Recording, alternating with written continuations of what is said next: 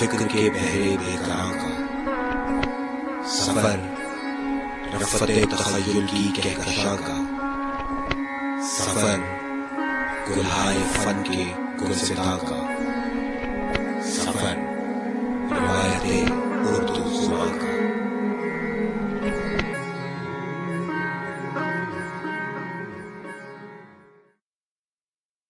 بسم اللہ الرحمن الرحیم۔ السلام علیکم۔ ورچوئل یونیورسٹی آف پاکستان کے سلسلہ تدریس میں بی ایڈ آنرز کے کورس مطالعہ اردو ادب کے ساتھ میں ہوں فیصل کمال حیدری۔ عزیز طلبہ، گزشتہ 2 لیکچرز میں ہم نے بات کی ڈرامے کی صنف کے حوالے سے، ہم نے ڈرامے کے فن پر غور کیا، اس کے عناصر ترکیبی کا جائزہ لیا، اور پھر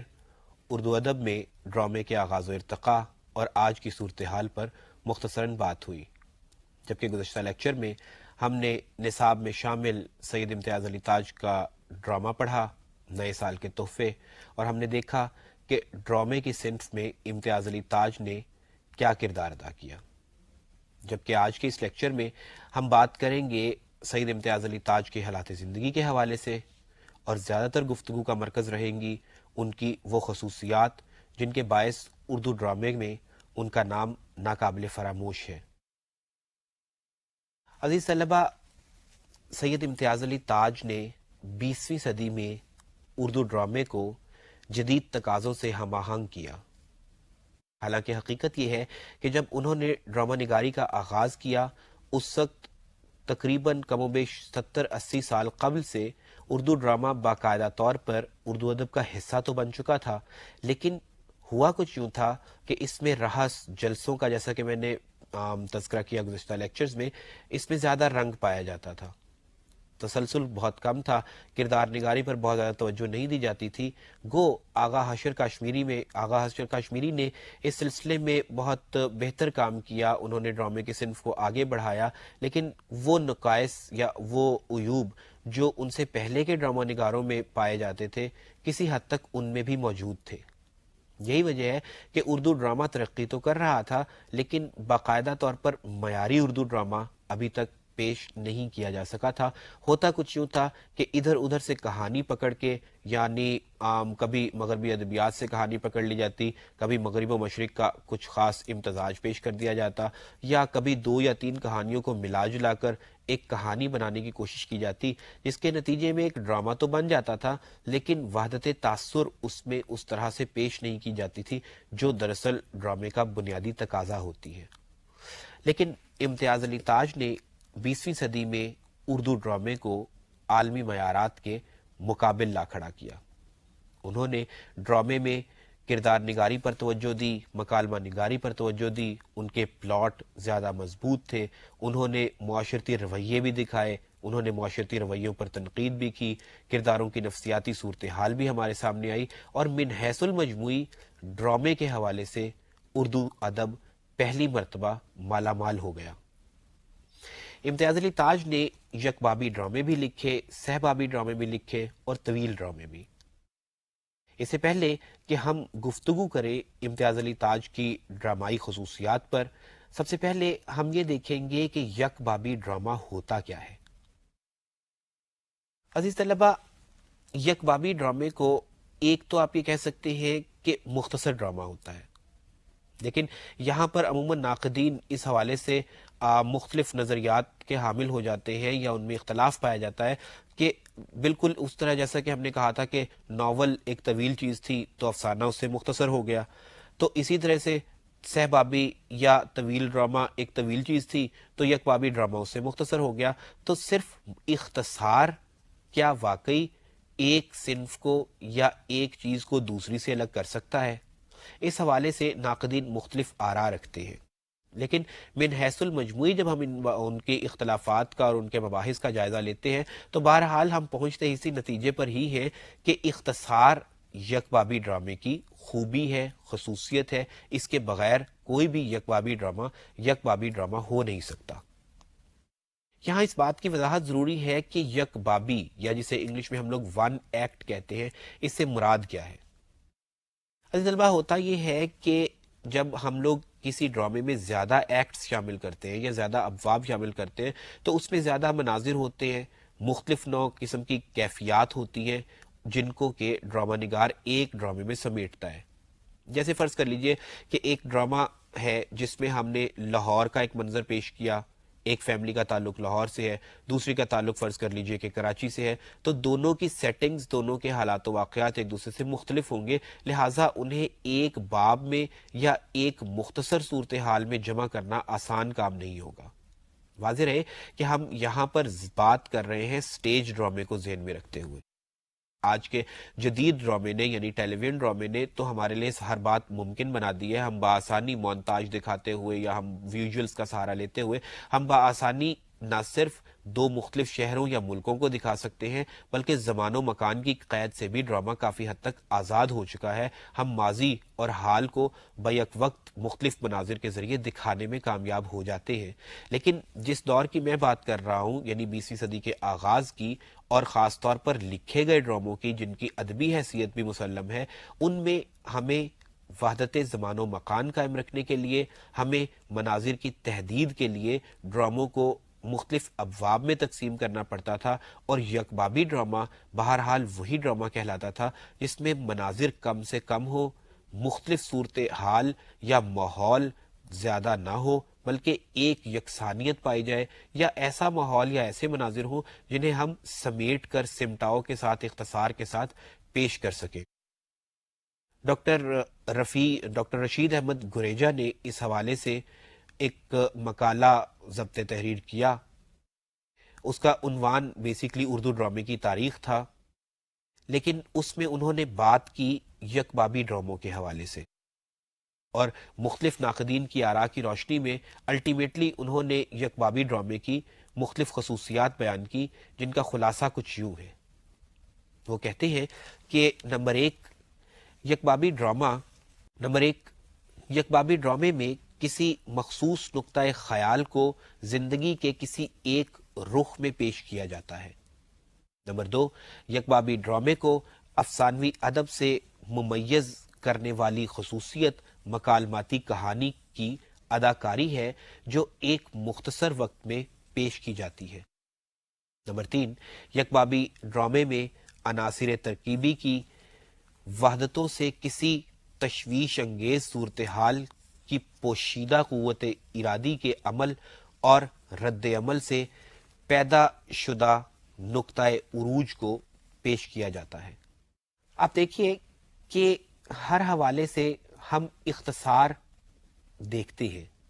یعنی ایک نقطۂ خیال کے ایک رخ کو پیش کرنا ظاہر ہے اختصار کی طرف اشارہ کرتا ہے۔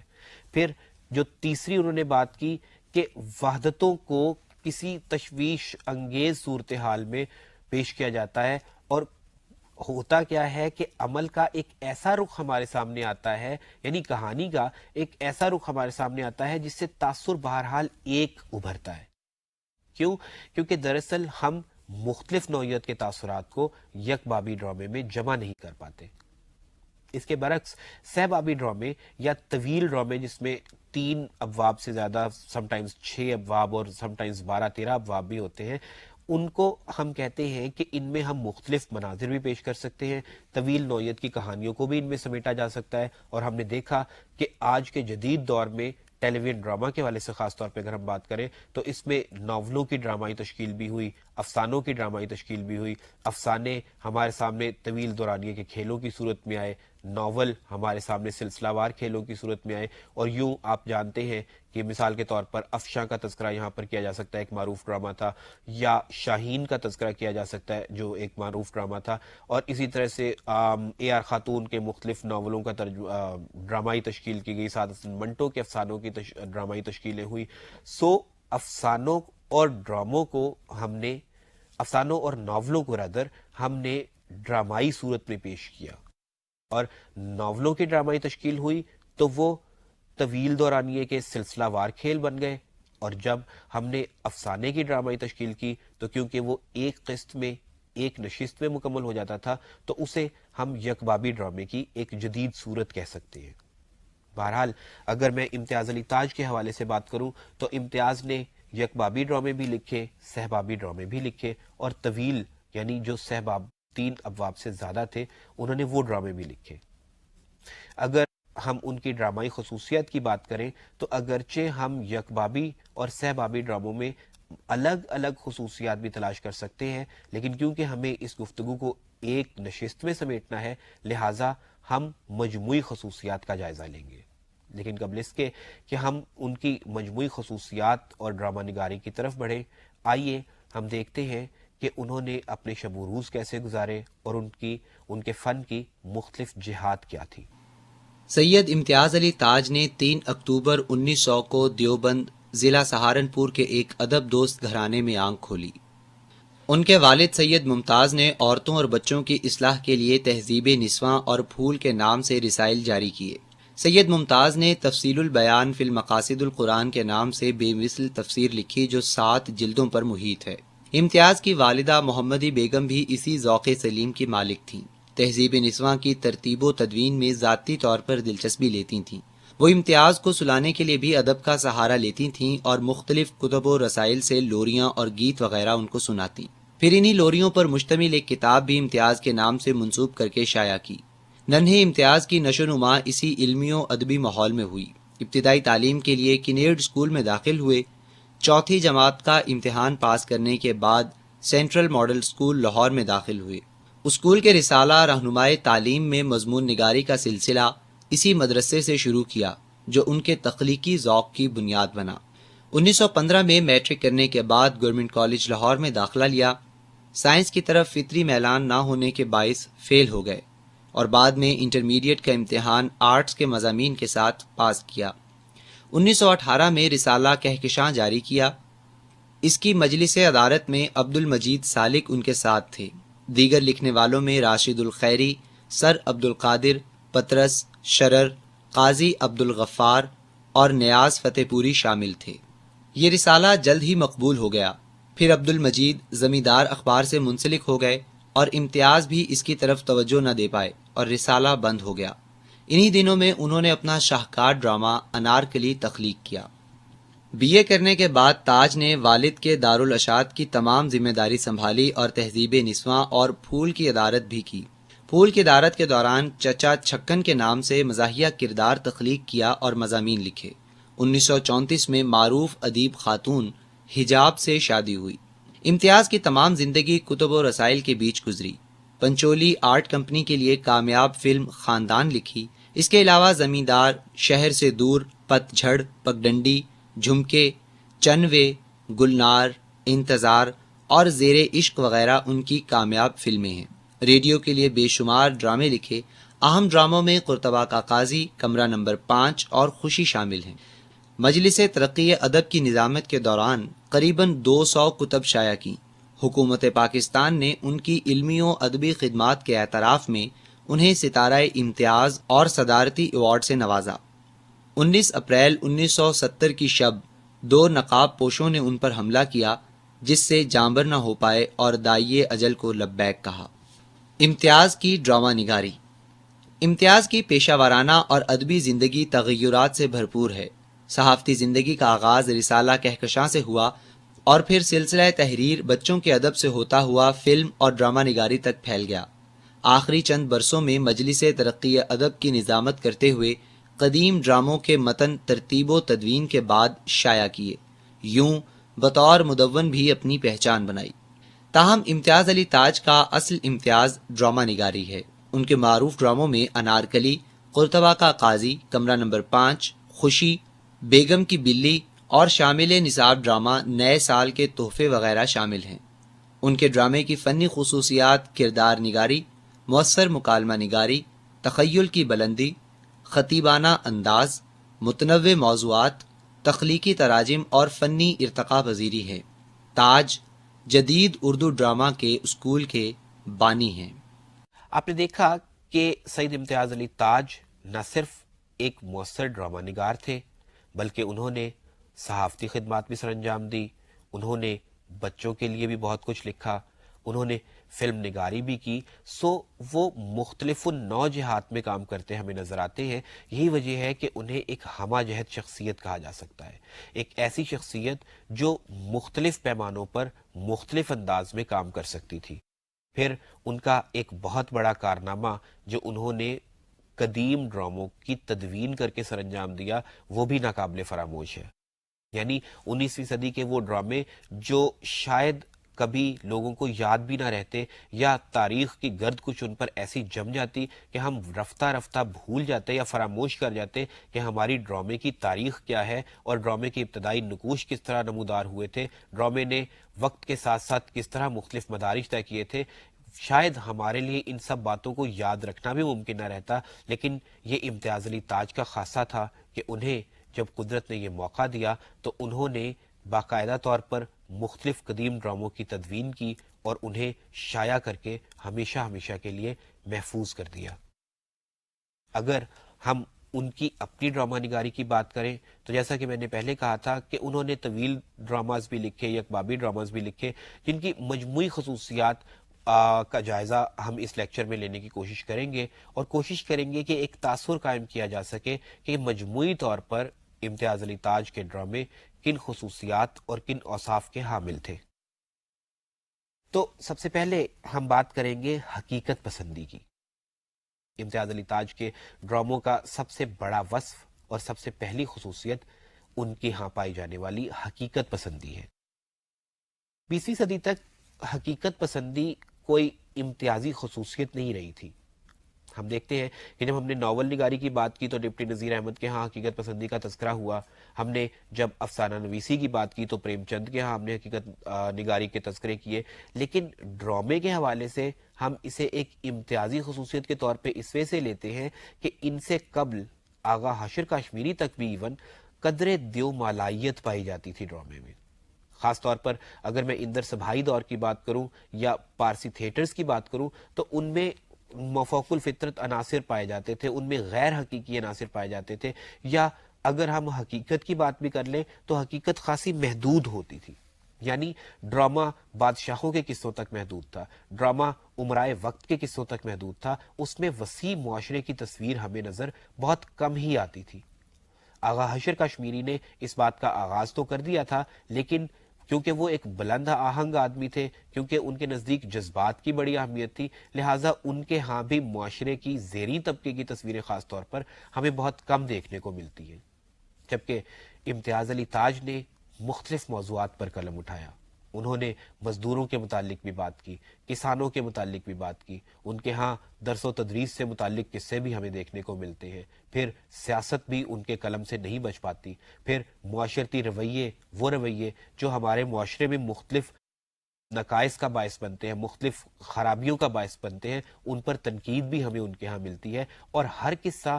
اس حقیقت پسندی کے ساتھ سامنے آتا ہے کہ ہم محسوس کر لیتے ہیں کہ واقعی یہی وہ واقعات ہیں، یہی وہ رجحانات ہیں اور یہی وہ رویے ہیں جو ہمیں اپنے گرد و نواح میں دیکھنے کو ملتے ہیں. مثال کے طور پر ڈرامہ ورجینیا میں وہ دکھاتے ہیں کہ بیٹے کی زندگی پر اس کی ناموس کو اہمیت دی جاتی ہے، یا قرطبہ کا قاضی میں وہ دکھاتے ہیں کہ انصاف پسند حکمران بسا اوقات اپنے بیٹوں کو بھی تختہ دار پر جھولنے پر مجبور کر دیتے تھے کہ ان کے نزدیک انصاف ناقابل فراموش تھا، خواہ وہ کسی دوسرے کے لیے ہو یا اپنے خون کے لیے. سو امتیاز علی تاج کے ہاں ہمیں حقیقت پسندی ملتی ہے، اور حقیقت پسندی کچھ ایسی ترش اور تلخ صورت میں بھی ہمارے سامنے آتی ہے کہ بسا اوقات واقعی ہم یقین نہیں کر پاتے، لیکن کیونکہ معاشرے میں ایسا ہوتا ہے لہٰذا امتیاز علی تاج وہ حقیقت کی تصویر ہمارے سامنے لاتے ہیں. امتیاز علی تاج کے ڈرامہ نگاری کی دوسری اہم خصوصیت ان کی کردار نگاری ہے.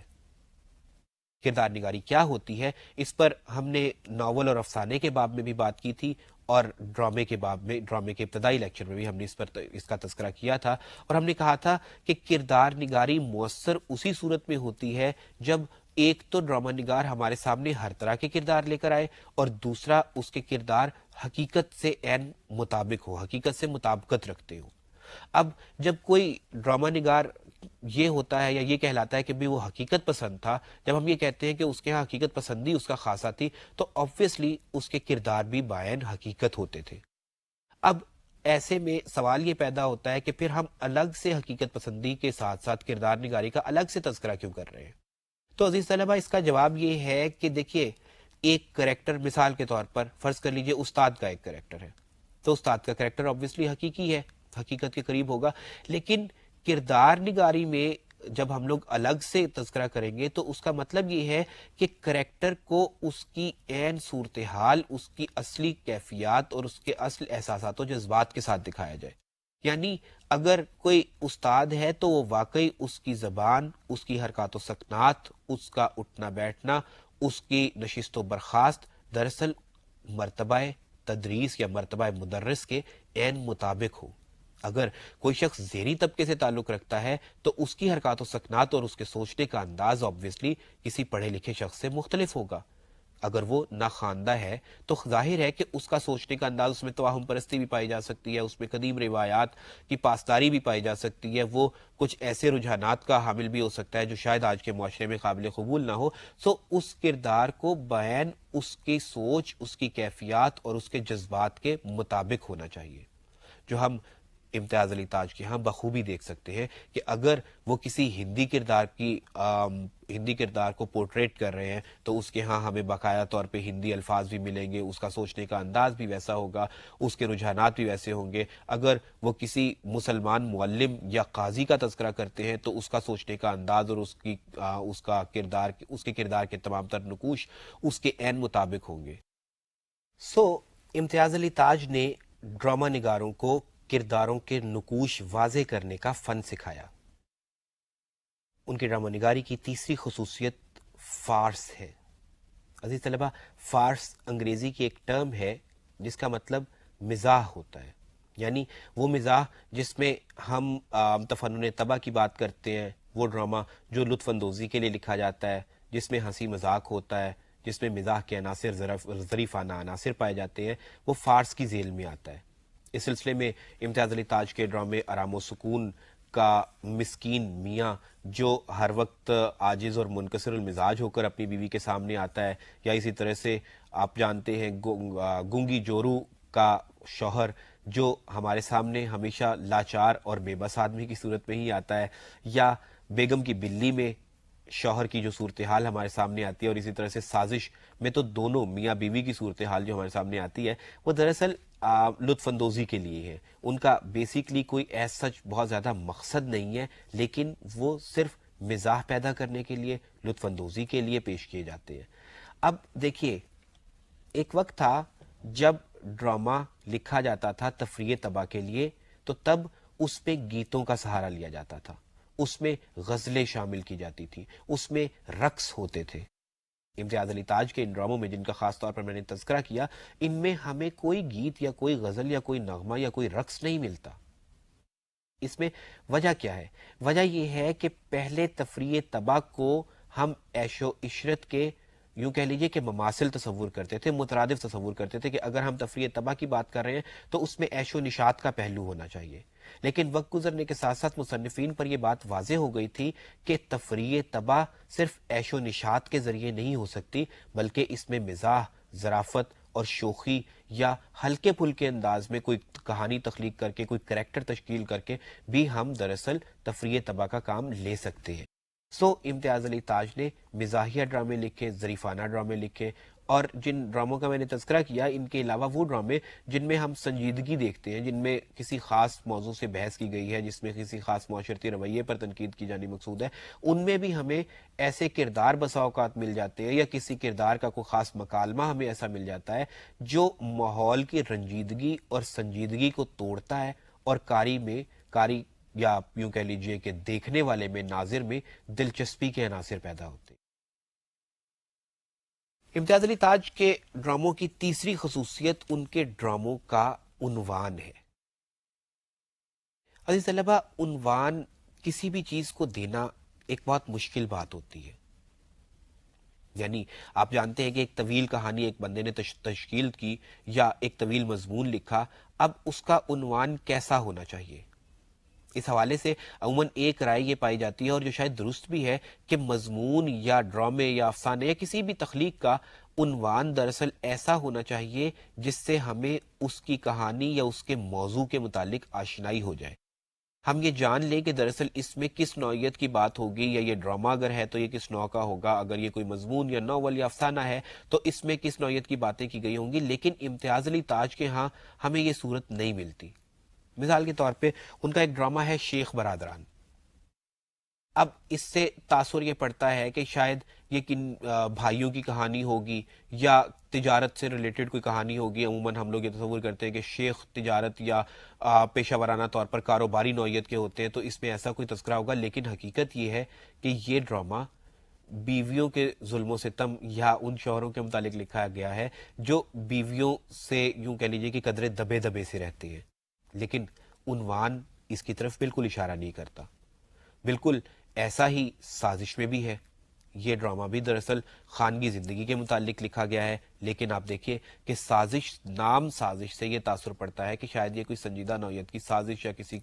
یوں کہہ لیجیے کہ کسی پلاننگ یا بغاوت یا انقلاب کے حوالے سے لکھا گیا ہوگا, لیکن ڈرامہ بالکل خانگی نوعیت کا ہے. اسی طرح سے ڈرامہ ان کا ایک ہے تلی پھٹ گئی. اب اگر آپ سچ پوچھئے تو یہ نام اخلاقی اعتبار سے قدرے صوتی اعتبار سے درست نہیں لگتا یا مناسب نہیں لگتا, کیونکہ اس ڈرامے کا تعلق, اس ڈرامے کے عنوان کا تعلق اس کی کہانی سے محض اتنا ہی ہے کہ ایک شخص قتل کر دیتا ہے اپنے ملازم کو, اور ڈاکٹر کیونکہ اس شخص سے پیسے لے لیتا ہے یا رشوت لے لیتا ہے یا اس کے دباؤ میں آ جاتا ہے, اور وہ یہ لکھ دیتا ہے کہ اس کی موت دراصل غیر طبعی نہیں, غیر فطری نہیں, بلکہ تلی پھٹنے سے ہوئی ہے. حالانکہ اس ڈرامے کا نام یقیناً کچھ اور بھی رکھا جا سکتا تھا جو شاید ڈرامے کی کہانی کو بھی بیان کر دیتا, لیکن انہوں نے ایک بالکل آڈ نام چوز کیا. اب اس بات کو ہم ان کی خوبی بھی کہہ سکتے ہیں اور ان کی خامی بھی. یعنی خوبی اس اعتبار سے کہ ڈرامہ جب آپ دیکھتے ہیں, عنوان جب اس کا دیکھتے ہیں تو آپ پر تاثر کچھ اور ابھرتا ہے, اور جب آپ اس کی کہانی سے آشنا ہوتے ہیں تو آپ کے تاثرات بدل جاتے ہیں. چونکا دینے کا ایک عنصر اس میں پایا جاتا ہے, لہٰذا یہ خوبی ہو سکتی ہے. لیکن خامی اس طرح سے ہے کہ بہرحال ہمیں کسی کے نروز کو یا اعصاب کو آزمانا نہیں چاہیے, کیونکہ جو کچھ ہم اسے دکھانا چاہتے ہیں اگر ہمارا عنوان اس سے مطابقت رکھتا ہو تو شاید ہر ناظر یا قاری صرف اسی چیز کو پڑھے گا جسے وہ پڑھنا چاہتا ہے. لیکن ایسے میں اس کا سابقہ بہت سی ایسی تحریروں یا بہت سے ایسے ڈراموں سے بھی پڑ جائے گا جو شاید وہ بعد ازاں پہلے منظر یا دوسرے منظر کے بعد اپنا ارادہ بدل دے کہ شاید اس کی یہ خواہش نہ ہو جو آپ اسے دکھا رہے ہیں. امتیاز علی تاج کے ڈراموں کے عنوانات مروجہ روایات سے قدرے مختلف تھے. امتیاز علی تاج کے ڈراموں کی ایک اور خوبی ایک منظر کا ہونا ہے. یعنی خاص طور پر یکبابی ڈراموں کے حوالے سے اگر میں بات کروں تو بسا اوقات پورے کا پورا ڈرامہ ایک ہی منظر میں ختم ہو جاتا تھا. یعنی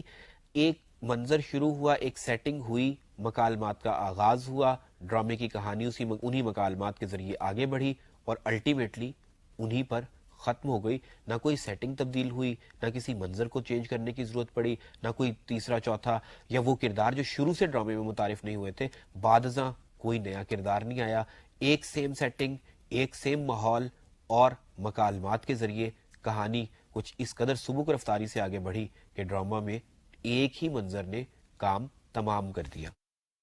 یہ دراصل امتیاز علی تاج کی وہ خوبی ہے جس کے جو خاص طور پر سٹیج کیے جانے کے حوالے سے بہت مناسب تھی. یعنی آپ جیسا کہ میں نے پہلے لیکچرز میں تذکرہ کیا تھا کہ ہم افورڈ نہیں کر سکتے سٹیج پر زیادہ مناظر کا دکھایا جانا, لہٰذا سٹیج کے لیے لکھنے والے ڈرامہ نگار کو یہ ذہن میں رکھنا چاہیے کہ اس کے ڈراموں میں زیادہ مناظر نہ ہو. اور امتیاز علی تاج نے سٹیج کے ڈرامہ رائٹرز کو دراصل اپنے ڈراموں کے ذریعے یہ فن سکھایا کہ آپ ایک منظر میں, ایک سچویشن میں پوری کی پوری کہانی کس طرح بیان کر سکتے ہیں. آپ دیکھیے کہ ان کے ڈرامے بسا اوقات اس طرح شروع ہوتے تھے, ان کا پہلا ڈائلاگ کچھ ایسا ہوتا تھا کہ لگتا یوں تھا کہ ڈرامہ کہیں پہلے سے شروع ہوا ہے اور ناظر نے بعد ازاں اسے دیکھنا شروع کیا ہے. مثال کے طور پر بیگم کی بلی میں پہلا ڈائلاگ کیا ہے, امیدوار ظاہر ہوتا ہے اور اسے کہا جاتا ہے میاں یہ ہے وہ بلی. اسی طرح عمل کے لیے لازمی میں آپ دیکھیے کہ پہلا کریکٹر کیا کہتا ہے, ڈرامہ لکھ مارا تم نے. اس کے علاوہ ایک تجربہ جو ان کا ڈرامہ تھا اس میں بھی ہمارے سامنے کچھ ایسی ہی سچویشن آتی ہے. وہ کردار کہتا ہے کہ یہاں ڈراپ کرنا ہے اور جناب من پہلا ایکٹ ختم ہو جاتا ہے. آپ دیکھیے کہ ڈرامے کا آغاز انتہائی برجستہ انداز میں, بے ساختہ انداز میں ہوتا ہے, کیونکہ ڈرامہ نویس مناظر کے یوں کہہ لیے کہ الجھاؤ میں نہیں پڑنا چاہتا. وہ صرف ایک منظر سے کہانی شروع کرتا ہے, اور یہ تینوں ڈرامے جن کا میں نے تذکرہ کیا ان میں بہت زیادہ مناظر نہیں پائے جاتے. یعنی عمل کے لیے لازمی اور ایک تجربہ تو وہ ڈرامے ہیں جن میں آلموسٹ پورا کا پورا ایک ہی منظر ہے پورے ڈرامے میں, اور اسی میں کہانی ختم ہو جاتی ہے. سو یکبابی ڈرامے کی جو ایک بہت بڑی خوبی ہونی چاہیے کہ اس میں زیادہ مناظر نہ ہو, وہ امتیاز علی تاج کے ڈراموں میں خاص طور پر ملتی ہے. اور ہم بہت سے ایسے ڈرامے دیکھتے ہیں جن میں وہ پوری کی پوری بات ایک ہی منظر میں سمیٹ ڈالتے ہیں. امتیاز علی تاج کے ڈراموں کی اگلی خصوصیت ہے منطقیت, منطقی ربط. عزیز طلبہ, منطقی ربط سے مراد یہ ہے کہ ان کے پلاٹ انتہائی مضبوط ہوتے تھے. ہم دیکھتے ہیں کہ ان کے ہاں کئی مرتبہ ایسا ہوتا ہے کہ کہانی عین اسی سچویشن پہ آ کے ختم ہوتی ہے جہاں سے کہانی شروع ہوئی تھی. ایسے پلاٹ کو ہم دائروی پلاٹ کہتے ہیں, یعنی کہانی ایک مدار میں گھومتی ہے, ایک دائرے میں گھومتی ہے, اور جہاں سے شروع ہوتی ہے وہیں پر گھوم کر آ کر وہیں پہ ختم ہو جاتی ہے.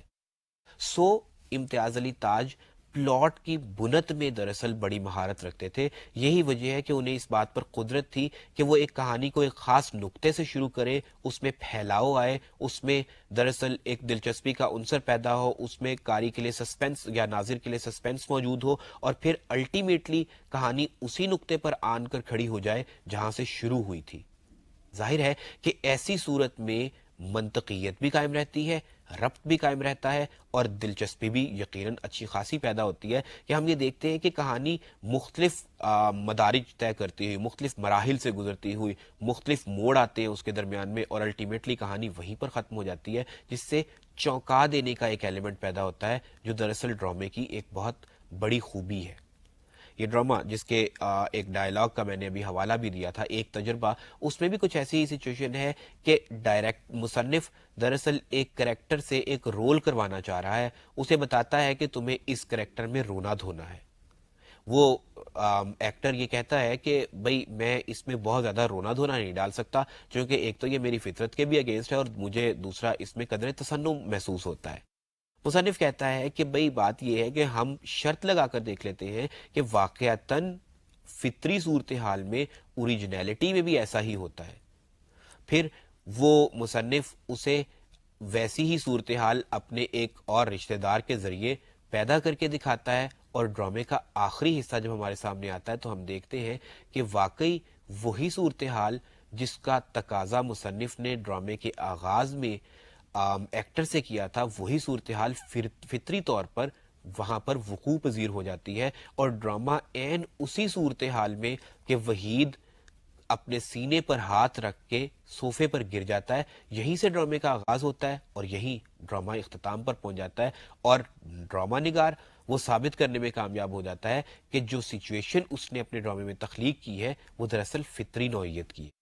یوں یہ کہانی مدار میں چلتی ہے, گھومتی ہے, اور اسی نقطے پر آ کر ختم ہو جاتی ہے جہاں سے گویا شروع ہوئی تھی. امتیاز کے ڈرامے کی اگلی خصوصیت, ان کی ڈرامہ نگاری کا اگلا وصف ہے ان کی مؤثر نوعیت کی مکالمہ نگاری. میں نے جب ڈرامے کی صنف پر اپنی گفتگو کا آغاز کیا تھا تو میں نے کہا تھا کہ افسانے اور ناول کے مقابلے میں ڈرامے میں مکالمہ نگاری انتہائی نازک اور ضروری اس لیے ہے کہ ڈرامے کی کہانی دراصل انہی مکالمات, انہی جملوں کے ذریعے آگے بڑھتے ہیں جو مختلف کردار ادا کرتے ہیں. اب ایسے میں آپ دیکھیے کہ ناول میں یا افسانے میں تو قدر طویل مکالمات کا متحمل ہو سکتا ہے ادیب, کیونکہ اس میں کوئی چیز کر کے نہیں دکھائی جا رہی ہوتی, بہرحال سب کچھ قاری پڑھ ہی رہا ہوتا ہے. لیکن کیونکہ ڈرامے میں سب کچھ کر کے دکھایا جاتا ہے, لہٰذا اگر ایک کردار طویل تقریر شروع کر دے یا خطاب شروع کر دے, جیسا کہ خاص طور پہ آغا حاشر کے ڈراموں میں پایا جاتا تھا یا ان سے پہلے کے ڈراموں میں بسا اوقات پایا جاتا تھا, تو ظاہر ہے کہ ڈرامائی تاثر زائل ہو جاتا ہے. ایسا محسوس ہوتا ہے کہ آپ کو کوئی قصہ گو داستان سنا رہا ہے، کہانی سنا رہا ہے، جبکہ ڈرامے کا بنیادی وظیفہ کر کے دکھانا ہے۔ لہٰذا ڈرامے میں مکالمات کی نوعیت یا مکالمات کی اہمیت بنیادی ہوتی ہے۔ امتیاز علی تاج نے اس بات کو خاص طور پر محسوس کیا تھا کہ ان کے مکالمے کہیں بھی بڑے یا طویل نہ ہونے پائیں۔ مثال کے طور پر برف کی ایک رات کے یہ مکالمات دیکھیے۔ عورت: تمہارے لیے سو جانا ممکن ہے؟ مرد: نیند بھوک سے بہت مختلف ہے۔ عورت: کہا جو ایک روٹی اور تھوڑی سی دال رکھی ہے۔ مرد: مجھے معلوم ہے۔ عورت: تو آدھی لے لو۔ مرد: ابھی میں درندگی سے نیچے نہیں پہنچا۔ عورت: ننھے کے لیے صبح کو آدھی کافی ہوگی۔ مرد: چپ ہو جاؤ، ابھی قدرت مجھے پاگل نہیں دیکھنا چاہتی۔ عورت: میں ہار رہی ہوں۔ آپ دیکھیے کہ مختصر انداز میں ایک ایک سطر کے ڈائیلاگنگ میں وہ اپنی کہانی کو آگے بھی لے کر جاتے ہیں۔ ہمارے سامنے ایک تاثر ابھرتا ہے کہ ایک مرد جو باہر سے آیا ہے وہ قدرے بیزاری کی کیفیت میں ہے، غربت انہیں مجبور کر رہی ہے، اور عورت somehow اور دی ادر کوشش کر رہی ہے کہ کم از کم وہ بھوکا نہ سوئے، لیکن مرد کو تمام باتوں کا خیال رکھنا ہے، اپنے بچوں کا خیال بھی رکھنا ہے اور اپنی شخصیت کو بھی برقرار رکھنا ہے۔ اور آخری ڈائیلاگ میں جس میں عورت کہتی ہے کہ میں ہار رہی ہوں، اس سے پتہ چلتا ہے کہ اس کے بس میں دراصل کچھ بھی نہیں رہتا۔ یوں اس کی نفسیاتی کیفیت بھی ہمارے سامنے آ جاتی ہے اور ڈرامے کی کہانی بھی آگے بڑھ جاتی ہے۔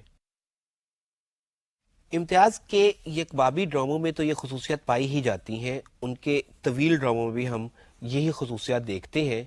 اب تک میں نے جو خصائص بیان کیے ہیں ان کا اطلاق دراصل آپ یوں کہہ لیجئے کہ ان کے ہر طرح کے ڈرامے پر کر سکتے ہیں۔ اب تھوڑی سی بات میں کروں گا ان کے طویل نوعیت کے ڈراموں پر۔ امتیاز علی تاج نے صحبابی نوعیت کے ڈرامے بھی لکھے اور طویل ڈرامے بھی لکھے۔ یکبابی ڈراموں کی ان کی تعداد کم و بیش 49 تھی اور صحبابی ڈرامے 15 شمار کیے جاتے ہیں، اور ان 15 ڈراموں میں انہوں نے طویل کہانیوں کو بیان کرنے کا مظاہرہ کیا اور دکھایا کہ کس طرح سے ہم طویل کہانیوں کو بیان کر سکتے ہیں۔ اس طرح کے ڈراموں میں معروف ڈرامے رتناولی، پورس، قسمت، پرتھوی راج اور ایسے دوسرے ڈرامے، یا خاص طور پر انارکلی جس کا تذکرہ بھی میں آگے چل کر کروں گا، یہ آتے ہیں۔ ان ڈراموں میں ہم دیکھتے ہیں کہ امتیاز علی تاج ایک خاص انداز میں کہانی کا آغاز کرتے ہیں۔ یعنی ہم دیکھتے ہیں کہ رتناولی میں یا پورس میں کہانی کچھ اس انداز میں شروع ہوتی ہے کہ اس کے کچھ واقعات بعد ازاں ڈائیلاگز کے تھرو ہم پر منکشف ہوتے ہیں، کیونکہ ان ڈراموں کی کہانی خاصی طویل تھی۔ اور مثال کے طور پر پورس میں یا پرتھوی راج میں کیونکہ جنگ و جدل کے واقعات کو ہر یوں کہہ لیجیے کہ پورے انداز میں بیان نہیں کیا جا سکتا، مکمل طور پر بیان نہیں کیا جا سکتا، ڈرامے میں سٹیج پر نہیں دکھایا جا سکتا، لہٰذا ہم دیکھتے ہیں کہ کچھ واقعات پہلے وقوع پذیر ہو چکے ہوتے ہیں، اور دراصل ڈرامہ شروع ہوتا ہے تو ڈائیلاگز کے تھرو، کریکٹرز کی حرکات و سکنات اور ان کی کیفیات کے تھرو ہمیں پتہ چلتا ہے کہ امتیاز علی تاج کی کہانی جو پہلے منظر میں ہمارے سامنے آئی، دراصل وہ اس سے پہلے کہیں شروع ہو چکی تھی۔ اگر امتیاز علی تاج کے اسلوبیاتی خصوصیات پر بات کروں تو اگرچہ مکالمہ نگاری کے حوالے سے ہم نے کسی حد تک اس پر بات کر لی، لیکن اگر اس مقام پر الگ سے ہم بات کرنا چاہیں تو ہم یہ کہیں گے کہ امتیاز علی تاج کو ہر طرح کا اسلوب لکھنے پر خاصی مہارت تھی۔ یعنی ہم جب قرطبہ کا قاضی کا مطالعہ کرتے ہیں تو ہم دیکھتے ہیں کہ وہ گاڑھی نوعیت کی، یوں کہہ لیجئے کہ ذرا مشکل الفاظ کا استعمال کرنے کی قدرت بھی رکھتے ہیں، ہمیں نظر آتے ہیں۔ اسی طرح سے ان کے دوسرے ان ڈراموں میں جن میں وہ علماء کی بات کرتے ہیں، جن میں وہ کسی اسکالر کو دکھاتے ہیں یا کسی نواب کی بات کرتے ہیں، تو ان کی گفتگو بالکل ان کا اسلوب عین ان کی گفتگو کے مطابق ہوتا ہے۔ یعنی اس میں ہمیں فارسی اور عربی الفاظ کا استعمال بھی ملتا ہے، ان میں ہمیں بسا اوقات محاورات بھی ملتے ہیں، مشکل الفاظ بھی ملتے ہیں، لیکن جب وہ زیریں طبقات کی بات کرتے ہیں تو بالکل ان کی زبان عام فہم اور بالکل آسان روی کا سفر اختیار کرتی نظر آتی ہے۔ اسی طرح سے رتناولی یا پرتھوی راج جیسے وہ ڈرامے جس میں انہوں نے ہندی کریکٹرز تشکیل دیے، ہم واضح طور پہ دیکھتے ہیں کہ وہ باقاعدہ طور پر ہندی اسلوب پر بھی اتنی ہی مہارت رکھتے ہیں جتنی کہ اردو میں۔ مثال کے طور پر یہ جو پلے تھا پرتھوی راج، اس میں ایک کریکٹر تھا سورج۔ اب دیکھیے کہ وہ کس طرح سے مخاطب ہوتا ہے جب وہ سنجوگتا جو کہ ایک کریکٹر فیمیل کریکٹر ہے اس سے جب وہ بات کرتا ہے تو اس کی زبان میں ہندی الفاظ کی آویزش دیکھیے۔ سورج سنگھ آتا ہے اور کہتا ہے، سنجوگتا شما، مجھ سے جو اپرادھ ہوا تمہارے لیے ہوا، میں نے اگر رن بھوم میں جان بچائی تو کس لیے؟ تمہارے چرنوں میں ارپن کے لیے۔ میں نے اگر تم کو فریب دیا تو کس لیے؟ تمہاری نظروں سے نہ گرنے کے لیے۔ क्षमा کرو، مجھے ایک مرتبہ اپنی محبت ثابت کرنے کا موقع دو۔ آپ دیکھیے کہ क्षमा کا استعمال یعنی معافی دینا، چرنوں کا، ارپن کا، اپرادھ کا، یہ وہ الفاظ ہیں جو ہندی مکالمات میں یا ہندی کی عام بول چال کا حصہ ہیں۔ امتیاز علی تاج کیونکہ ایک ہندو کی کریکٹرائزیشن کر رہے تھے، لہٰذا ان کے لیے ضروری تھا کہ وہ ہندی الفاظ کا استعمال کریں، لیکن اگر یہ استعمال شعوری نوعیت کا ہوتا عزیز طلبہ تو اس میں شاید ہم وہ الفاظ دیکھتے جو عموماً عام ہندی میں نہیں بولے جاتے، لیکن کیونکہ امتیاز علی تاج کو اس زبان پر بھی خاصی مہارت حاصل تھی، ملکہ تھا، لہٰذا انہوں نے عین اسی زبان کا استعمال کیا جو ہندو لوگ یا ہندو کریکٹرز اپنی عام بول چال میں استعمال کرتے ہوں گے۔ اس کے بعد عزیز طلبہ امتیاز علی تاج کے حوالے سے اگر ہم بات کر رہے ہوں اور ہم انارکلی کا تذکرہ نہ کریں تو بات مکمل نہیں ہوتی۔ انارکلی ان کا وہ لازوال ڈرامہ ہے جو انہوں نے 1930-29 کے لگ بھگ لکھا اور 20 سال تک یہ ڈرامہ کھیلا نہ جا سکا، اس ڈرامے کو سٹیج نہ کیا جا سکا، لیکن اس کے باوجود اس کی مقبولیت کچھ ایسی ہوئی کہ آج بھی یہ زندہ و جاوید ہے، اور ونس جب اسے ایک مرتبہ سٹیج کیا گیا تو پھر اس کے بعد یہ بارہا سٹیج ہوا، اور پھر ایک وقت ایسا آیا کہ آپ جانتے ہیں، میں نے پہلے بھی اس کا تذکرہ کیا تھا گزشتہ لیکچرز میں، کہ اس پر ہندوستان میں، پاکستان میں مختلف ڈرامے بھی بنائے گئے، مختلف فلمیں بھی بنائی گئی، اور آج بھی ان کی یہ کہانی اسی دلچسپی سے دیکھی جاتی ہے جو آج سے جیسا کہ آج سے کم و بیش 80 سال یا 82 سال قبل دیکھی جاتی ہوگی۔ انارکلی کا قصہ کیا ہے؟ ظاہر ہے کہ اس پہ ہمیں بات کرنے کی کوئی زیادہ ضرورت نہیں، آپ سب جانتے ہیں کہ یہ جلال الدین اکبر کے بیٹے سلیم اور اکبر کی ایک کنیز انارکلی کے عشق پر مبنی ایک کہانی ہے، لیکن اس کہانی کی اصل اہمیت انارکلی اور سلیم کا عشق ہی نہیں، اس کی ایک اہمیت اکبر کا جاہ و جلال ہے، اس کی ایک اہمیت سلیم کا عشق ہے، دوسری طرف انارکلی کا حسن اور اس کی معصومیت اور اس کی عاجزی اور اس کی لاچاری ہے۔ پھر دوسری طرف اس میں ایک بہت بڑا سوال، کیونکہ امتیاز علی تاج نے تمام کی تمام سچویشنز کو کچھ اس قدر حقیقی انداز میں پیش کیا تھا کہ ایک بہت بڑا سوال یہ اٹھ گیا کہ کیا یہ کہانی حقیقی ہے؟ اس کا جواب دینے کے لیے بہت سے مکالمات دراصل لکھے جا چکے ہیں، بہت سارے مقالات، تحقیقی مقالات لکھے جا چکے ہیں، اور آج تک یہ بات زیر بحث آتی ہے کہ کیا امتیاز علی تاج کا یہ کریکٹر انارکلی حقیقی تھا یا نہیں تھا۔ اس کا ایک جواب تو مورخین نے اور محققین نے کچھ یوں دیا کہ یہ کسی حد تک حقیقی تھا بھی اور نہیں بھی۔ مثال کے طور پر اگر ہم لوگ قدیم تواریخ کا مطالعہ کریں تو 17ویں صدی میں 3 مختلف سیاح ہندوستان آئے جنہوں نے تذکرہ یہ کیا کہ دراصل انارکلی ایک زوجہ تھی، ایک بیوی تھی اکبر کی، جس پر سلیم نے نظر التفات کیا، جس کے نتیجے میں سلیم کو بھی سزا ملی اور اس زوجہ کو بھی دراصل سنسار کر دیا گیا۔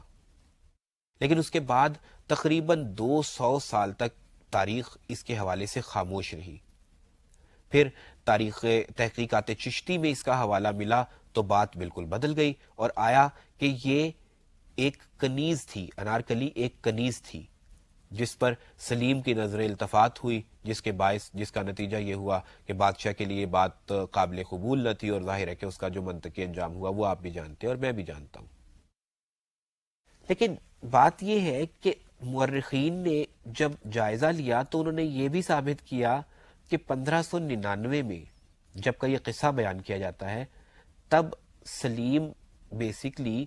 اس نو عمری کی حالت میں تھا ہی نہیں، یعنی سلیم اس وقت تک 31 سال کا ہو چکا ہوا تھا اور اس کی 3 شادیاں بھی ہو چکی تھی، جبکہ اس ڈرامے میں ہم ایسی کوئی سچویشن نہیں دیکھتے۔ بارہا ایسے مقامات ہیں جہاں پر واضح طور پر یہ پتا چلتا ہے کہ یہ واقعی حقیقی کردار نہیں، اور جب انارکلی حقیقی کردار نہیں تو obviously کہانی بھی مکمل طور پر حقیقی نہیں، اس سے بھی انکار ممکن نہیں ہے۔ لیکن بات یہ ہے عزیز طلبہ کہ بسا اوقات جیسا کہ میں نے اس ڈرامے کے ہی پہلے لیکچر میں کہا تھا کہ ایک نظریہ ہے جس کو ہم تھیوری آف پروبیبلٹی کہتے ہیں، امکان و وقوع کا نظریہ، جس کا مطلب یہ ہوتا ہے کہ ہم بہت سے کردار ایسے پیش کرتے ہیں جو حقیقت تو نہیں ہوتے، جن کی حقیقت سے انکار تو بآسانی کیا جا سکتا ہے، لیکن ان کے اصل کے قریب ان کے پروبیبل ہونے پہ کوئی انکار نہیں کر سکتا۔ یعنی اگر کوئی کریکٹر ہے تو فابیا، لیکن اگر کوئی کریکٹر نہیں بھی ہے تو اس کو اس انداز میں پیش کیا جائے کہ اس کے ہونے پر کوئی ڈاؤٹ نہ رہ جائے، منطقی طور پر ہم یہ ثابت کرنے میں کامیاب ہو جائیں کہ اگر یہ کریکٹر ہوتا تو ایسا ہوتا۔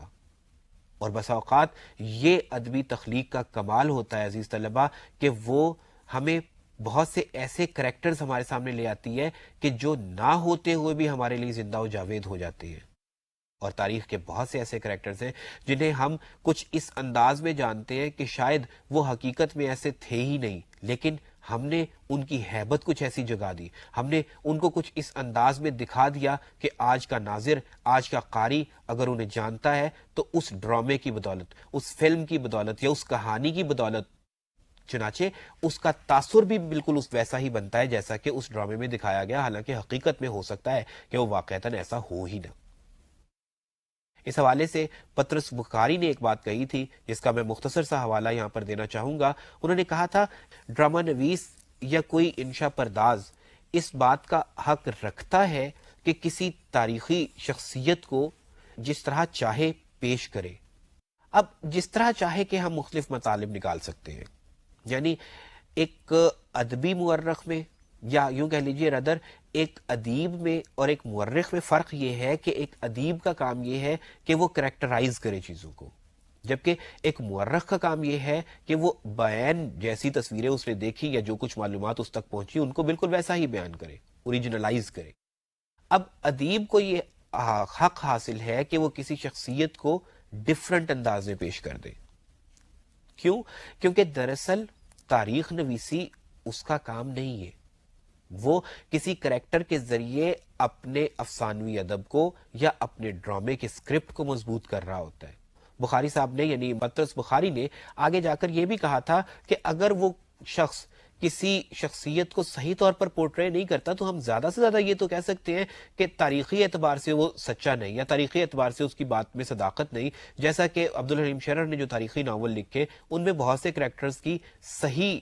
شخصیت انہوں نے پیش نہیں کی، اپنی مرضی کے مطابق ان کو ڈھال لیا، تو ان کی تاریخی حیثیت سے یا ان کے تاریخی رخ سے تو ہم انکار کر سکتے ہیں، لیکن ان کی کریکٹرائزیشن کے حوالے سے ہم قطعاً شبہ نہیں کر سکتے یا ان پر کوئی اعتراض نہیں کر سکتے، کیونکہ دراصل ایک ادیب کا بنیادی مطمع نظر ہمارے سامنے ایک مؤثر اور مضبوط کریکٹر لانا ہے، خواہ اس کے نقوش حقیقی ہوں یا غیر حقیقی، کیونکہ اس کا ناظر جو کچھ دیکھتا ہے وہ خود اس بات کا تعین کر لیتا ہے کہ یہ کریکٹر ایسا تھا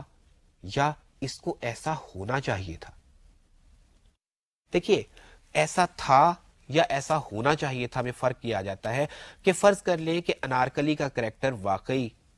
ایسا نہ ہو جیسا کہ امتیاز علی تاج نے ہمارے سامنے پیش کیا، تو ہمیں اس سے فرق اس وجہ سے کوئی نہیں پڑتا کہ ہم نہ اس دور میں موجود ہیں، نہ ہم اس دور کے حوالے سے حقیقی معلومات حاصل کر سکتے ہیں، لیکن ہمارے لیے یہ اہمیت کی بات ضرور ہے کہ امتیاز علی تاج نے ایک کریکٹر تشکیل دیا، اس میں وہ حقیقی رنگ بھر دیا، اس میں زندگی کی وہ یوں کہہ لیجئے کہ روح پھونک دی کہ وہ کریکٹر خواہ ایگزسٹ بھی نہ کرتا ہو، اس کے باوجود آج ہر شخص یہ جانتا ہے، ہر شخص یہ مانتا ہے کہ انارکلی کا کریکٹر تھا، اور اس کا اور سلیم کا ایک سلسلہ عشق شروع ہوا تھا جس کا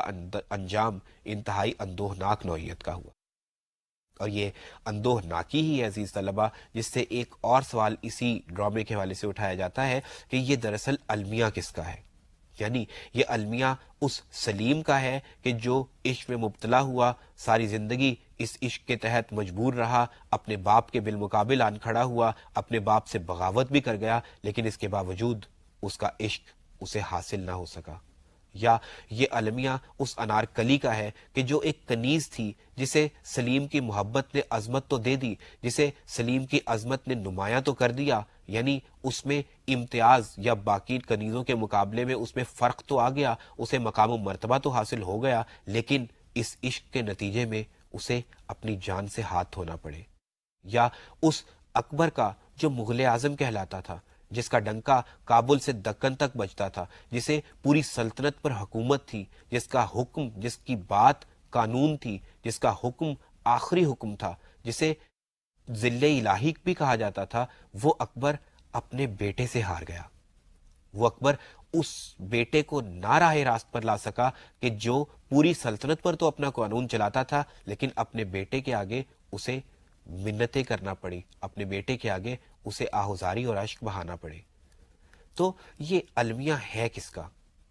اس کا جواب مختلف ناقدین اپنی اپنی طبیعت اور اپنے اپنے نظریات کے مطابق دیتے ہیں،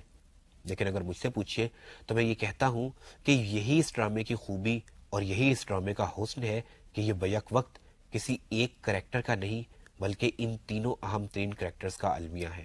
اور یہی المیاتی صورتحال اس کریکٹر کو ہی، ان کریکٹرز کو ہی نہیں بلکہ اس مکمل ڈرامے کو ایک جامع المیہ بنا دیتی ہے، ایک ایسی کمپریہنسو ٹریجڈی کہ جس میں سلیم انارکلی کی محبت میں گرفتار ہے، انارکلی سلیم کو چاہتی ہے، اکبر سلیم کا باپ ہونے کے باعث اس کی محبت میں گرفتار ہے، دوسری طرف ایک ذیلی کریکٹر دل آرام سلیم کو چاہتی ہے، اور چاروں اپنی اپنی صورتوں میں کچھ بھی الٹیمیٹلی حاصل نہیں کر پاتے۔ انارکلی جان سے چلی جاتی ہے، سلیم انارکلی کو کھو دیتا ہے، اکبر سلیم کے دل سے اپنی محبت کو کھو دیتا ہے، اور دل آرام یکو تنہا رہ جاتی ہے۔